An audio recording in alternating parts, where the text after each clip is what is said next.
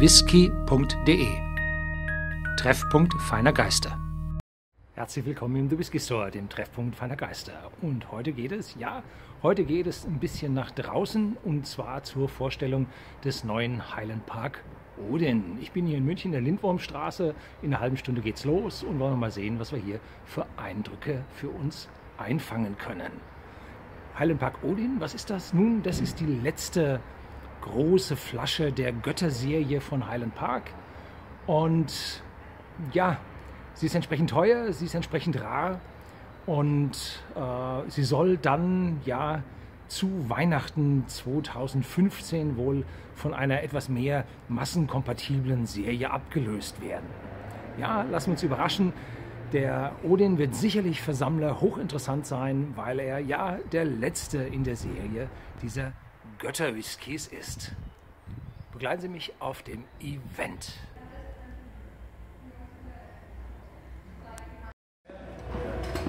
Ich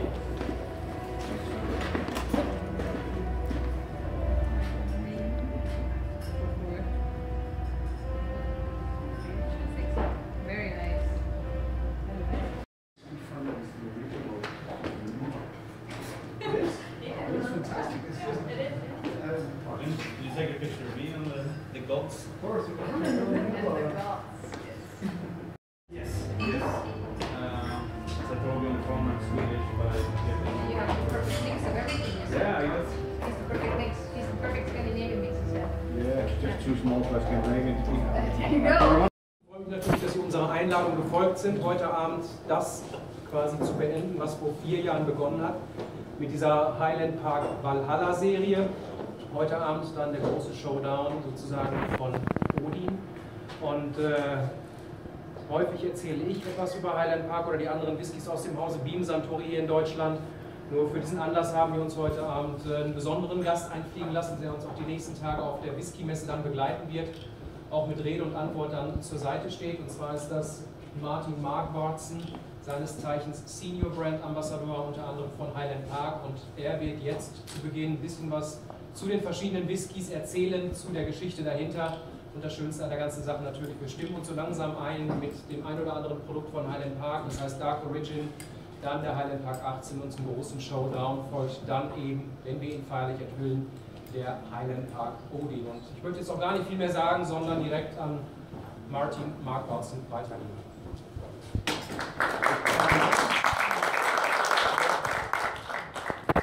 Guten Abend. That's what I can say in German actually. So I guess you all okay with English. Yeah.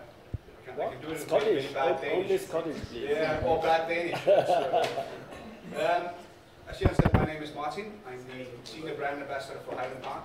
Been working for Highland Park almost 10 years now, but 25 years with whiskey. And one of the reasons I took over the job at Highland Park is simply because of all the stories and, of course, most important, the fantastic whiskey. What I'm going to talk a little bit about first is the story of Orkney and, of course, Highland Park. The story of Orkney leads to the whiskies we're going to taste at the end. And the story of Orkney is a bit different from the rest of the Scottish distilleries and from Scotland in general. As one of the first group of islands the Vikings from the Nordics came to was actually Orkney. Came up there in the year 800, settled down, took over the islands, and Orkney was actually under Danish Norwegian rules until 1472. In 1472, King Christian of Denmark decided that his daughter should be married to the king. There was a meeting taking place in Copenhagen in 1468, and all the rules for this marriage were set. They got married, and what King Christian of Denmark didn't really know about was that he had to pay a dowry. And a dowry is money to get his daughter married. The payment was 50,000 florins, the currency at that time, which was the same as 120 kilograms of pure gold. He had no money at all. He had no gold at all. So he said, as a pledge, I'll give you Orkney and Shetland.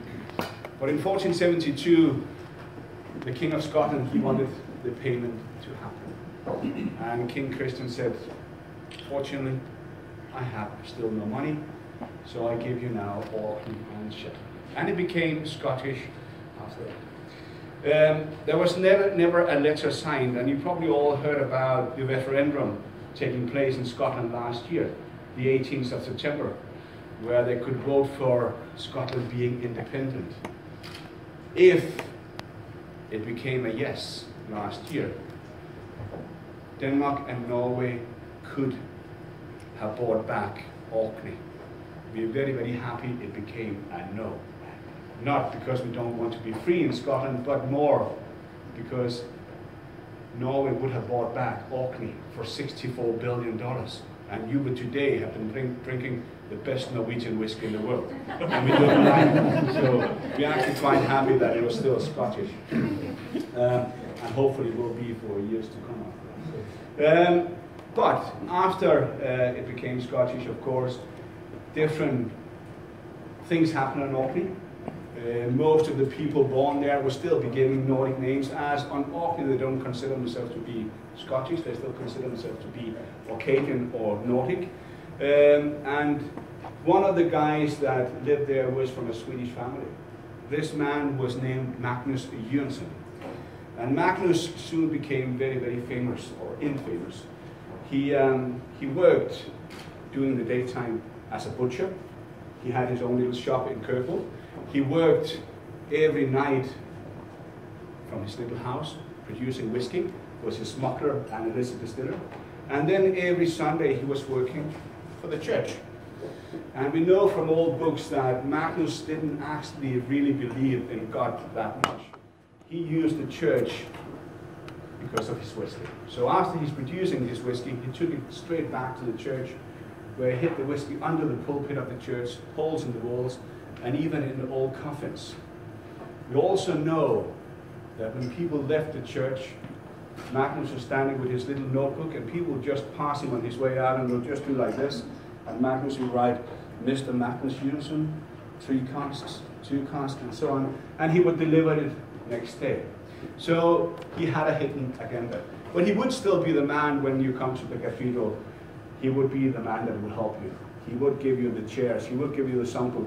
He would be the man that will step out and say things like, "Thou shalt not kill," or "Thou shalt not steal." And people believed him because at the end of the ceremony, he would say, "You should not make whiskey because that's illegal and it's the devil's dram." And the people that didn't buy whiskey from him, they believed him. But the people that bought the whiskey from him, they know he was full of lies, but he made a good dram. And that led us to last year that we wanted to make a whiskey that talked about something else than the Vikings, but talked about Magnus Jönsson. And as he had this dark side, we decided to make this whiskey and call it Dark Origins. We also know when Magnus made these whiskies back then, what he would probably have been using would have been old wine casks, probably made of Spanish oak. So the influence of the whiskey we made last year, Dark Origins, would be the majority of Spanish oak wine casks. In this case here, sherry cask. So, should we taste it first?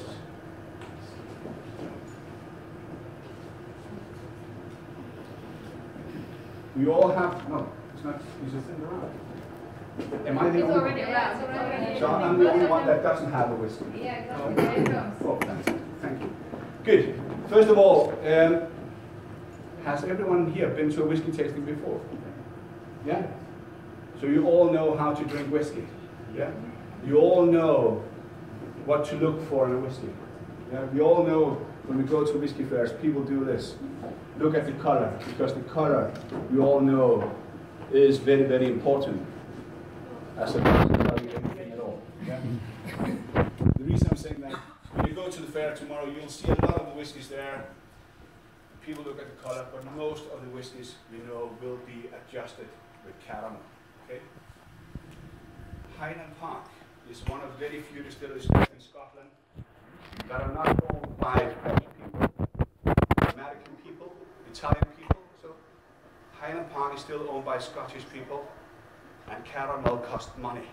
so we don't use it. So what you see in a glass of Highland Park is always natural color, and we know that the darker it is, the more for European oak, the paler it is, more chance for American oak. That's kind of what we can always. And this here is 80% first fill sherry cask. Out of the 80%, 60% will be Spanish oak, 20% will be American oak. It's bottled at 46.8% alcohol, and it's what we call a non-age statement whiskey. But the youngest whiskey we put in here, there's no secrets about this. In this batch here, the youngest whiskey is 11 years old, and the oldest is 15. So not a really young whiskey, but not a really old whiskey, but a whiskey with full flavor, 46.8, lots of sherry influence, and definitely Highland Park. Okay, so let's try dark.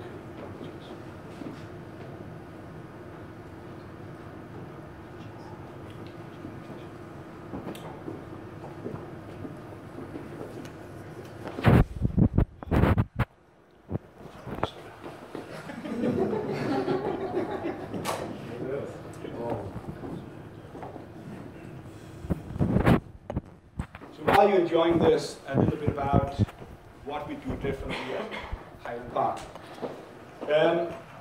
Highland Park is one of the last distilleries in Scotland still to do the old traditional way of producing whiskey. We still do 20 to 25% of our own malts. We'll get from malting, commercial malting in Scotland. But that means we can still control some of the peating levels, some of the peat we're using.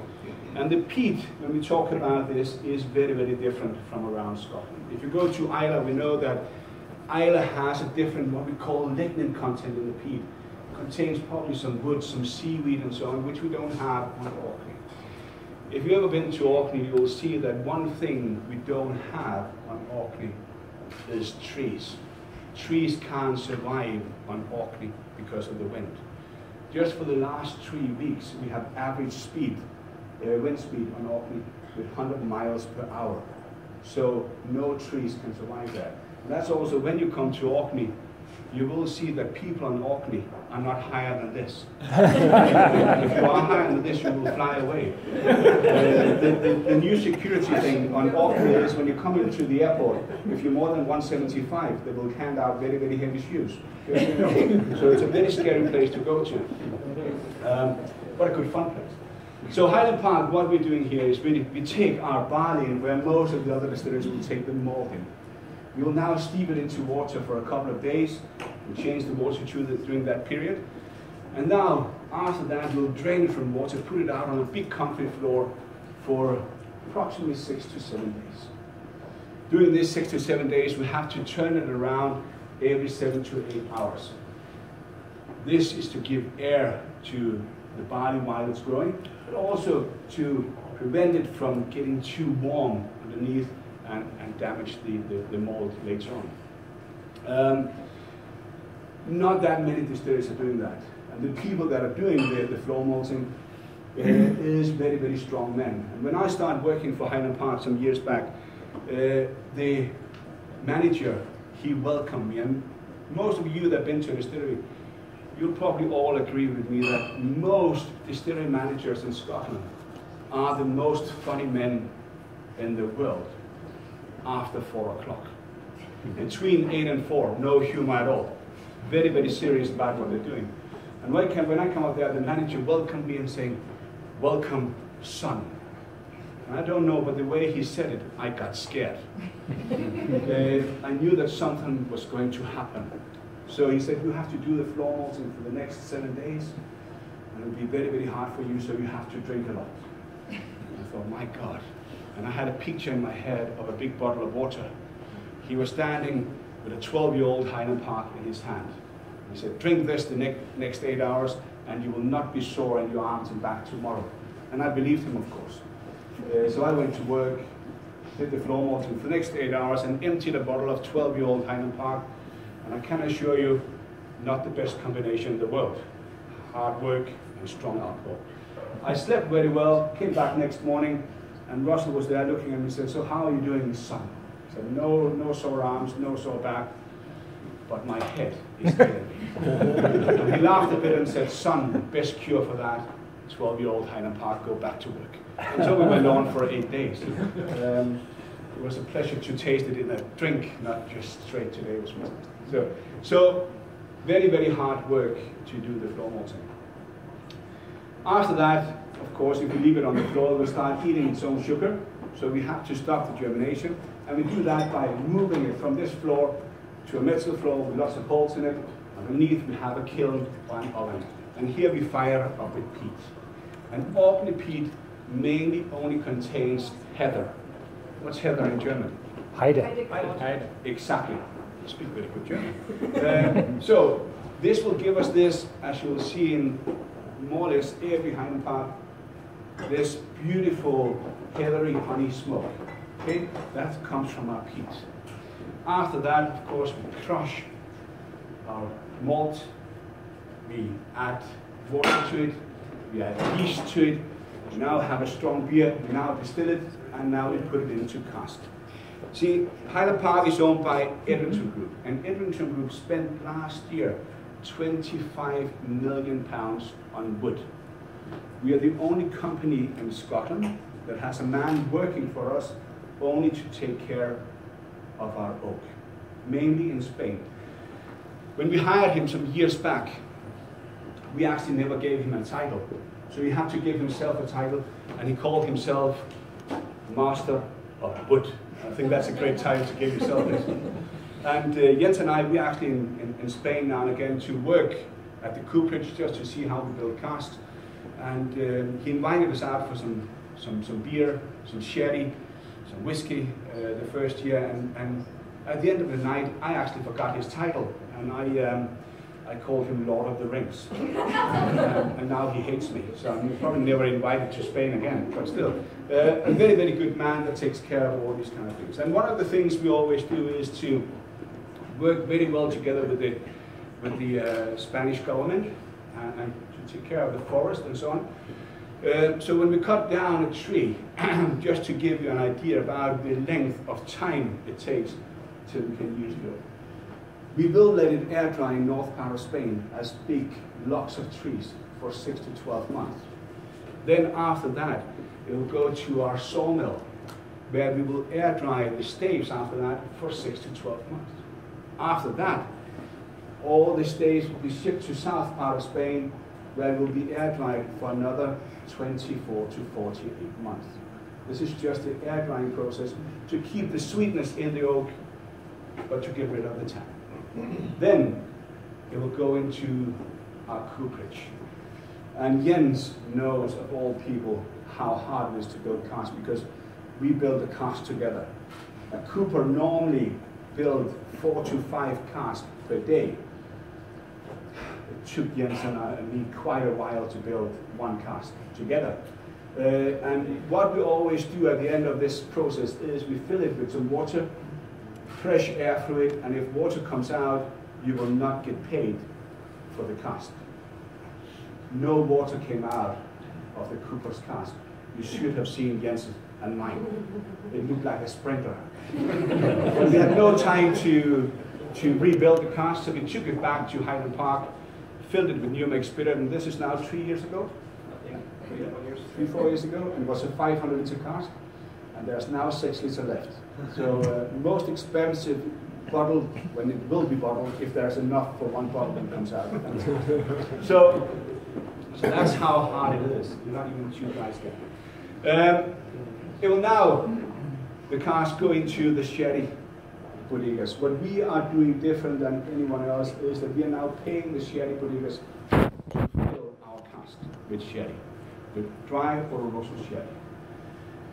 Right now in Gonzales Bias we have about 24,000 casks lying, which we own. We do not own the sherry inside, just the wood. So most of all casks that will go back to Highland Park will be European oak sherry casks. Okay? So that's the first one here. We'll now taste the next one, 18-year-old. And when we used 80% first fill in this one, we will, for the 18, use 45% first fill Oloroso sherry cask. The last 55% will be refill cask and will be predominantly European oak, but there will be some American oak sherry cask in there to give it a bit of vanilla as well. This whiskey here has twice won the award for the best spirit in the world by Paul Cott in America. And one of the reason for that, when we asked him why do you think this is the best, and he said, well, when you taste this, you have to give it some time in your mouth. And actually, when I started working with whiskey 25 years ago, I had a mentor, a guy called Jim McEwen. And Jim McEwen always said to me, you have to show the whiskey respect. So if it's a 12-year-old, you have to leave it in your mouth for 12 seconds. If it's an 18-year-old, leave it in your mouth for 18 seconds. 25-year-old, well, you get the point.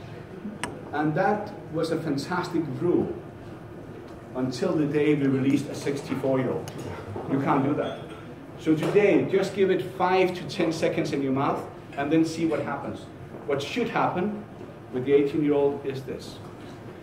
Take a good sip, let it go around your mouth, let it go down very, very slowly, and then wait. Now your mouth will slowly dry out, okay? And then you have to wait 5, 6, maybe even 10 seconds, and then you will get what Magnus Johansson would have called the hallelujah moment. And this is where water comes back in the side of your mouth with this honey sweetness notes that just fills it, and then the bit heavier smoke comes at the end with all the fruitiness from the casks. This is the 18-year-old. Sláinte, skål.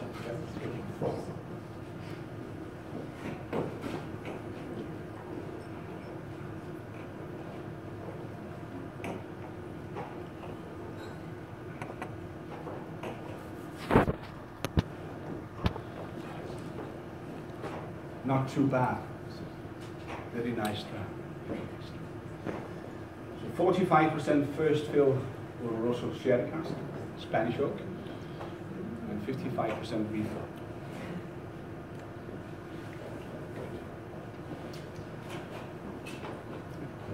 So, to the series of Valhalla, the Norse Scots. Why are we doing this, and what actually led to all this? Well, first of all, as I started talking about Orkney and the history of the Vikings, we decided some years back to honor the Vikings. And we did that, first of all, with a 12-year-old cask strain called Hjarta. Became a huge success and kind of led the way to what we wanted to do next. We then made a series that talked about the Earls of Orkney, Earl Magnus, St. Magnus, and Earl Håkon.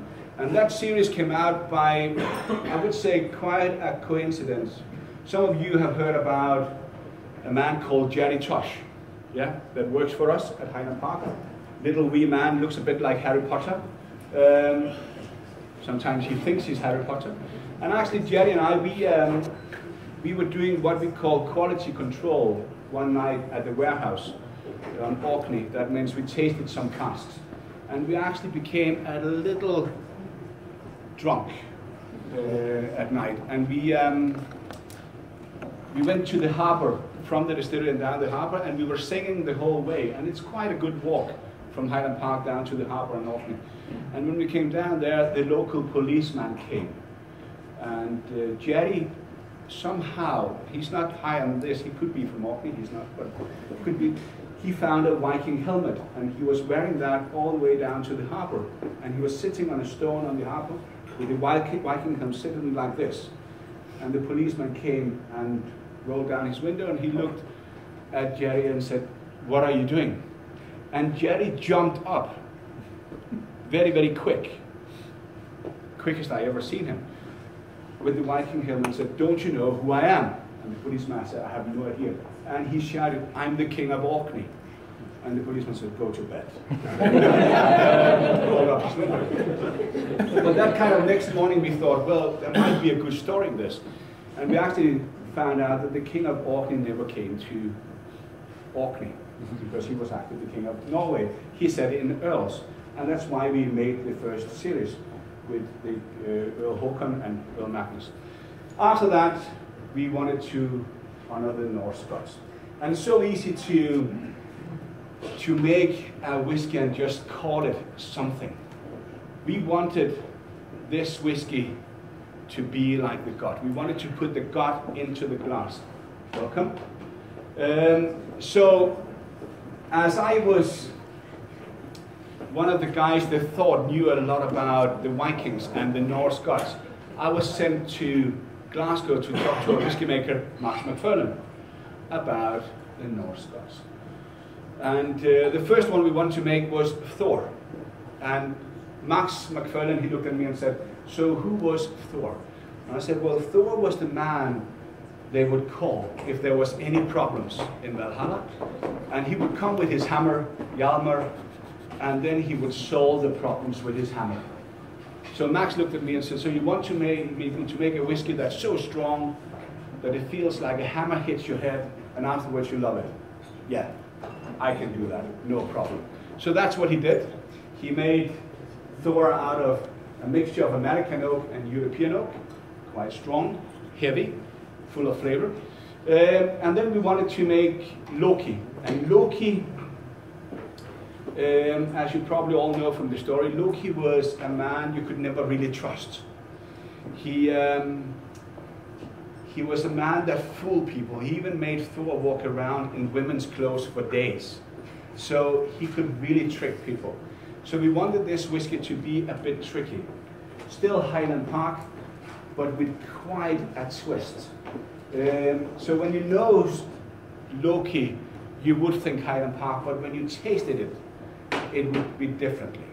So what we did here, we used cask that was made 16, 18 years ago with spirit, where we used peat from the mainland. Everything that came into these casks was distilled where we used peat from Caithness, and everything was malted at Baird's malt in Inverness. That gave us a more kind of sulfury, spicy, peaty flavor than we would normally see in any honey. Now the time came to Freya, beautiful Freya, as you see there. And Freya, as I said to Max McFarlane, was the goddess of love, beauty, death, and fertility. And Max looked at me and said, the death part, I think that's about the amount you're drinking. Can't do anything about that. The love thing, well, I can definitely make a whiskey you would love, and I can definitely make you a beautiful whiskey. But he was not sure about the fertility point, because he said, if I have too much whiskey, the fertility is gone. Okay. And again, Max, for those of you that ever met a whiskey maker, you will all know that a whiskey maker is the most serious man in the world as well. But after 4 o'clock is fun. Now this was 9 o'clock in the morning. So I said to Max, for fun, Max, if I go out and I buy 2,000 Viagra, we crush it, we put it into the bottle, then we have fertility. And I thought that was a good fun story for him. But Max was doing like this, we can't do that. It's not allowed, it will never happen.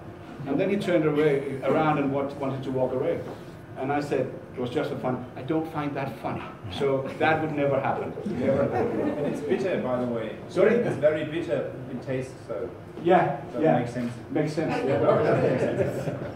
Try it. So what we did with Freya was we were, for the first time in the history of Highland Park, using 100% first fill bourbon cask.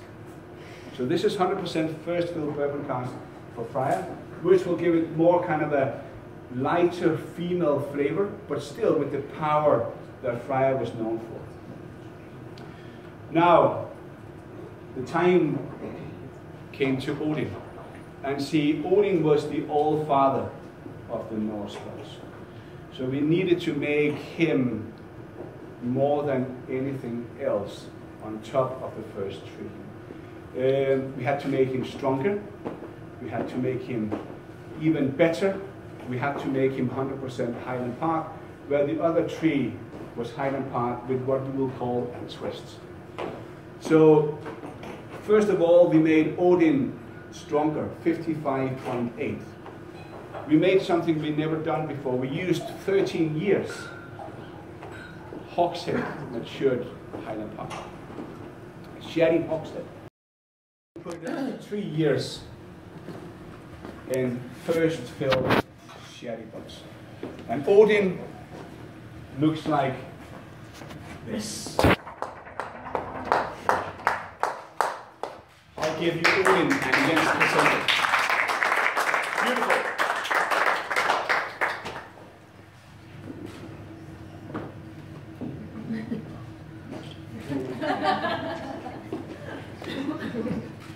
So 55.8%, 13 years in sherry box, 3 years in first fill sherry box.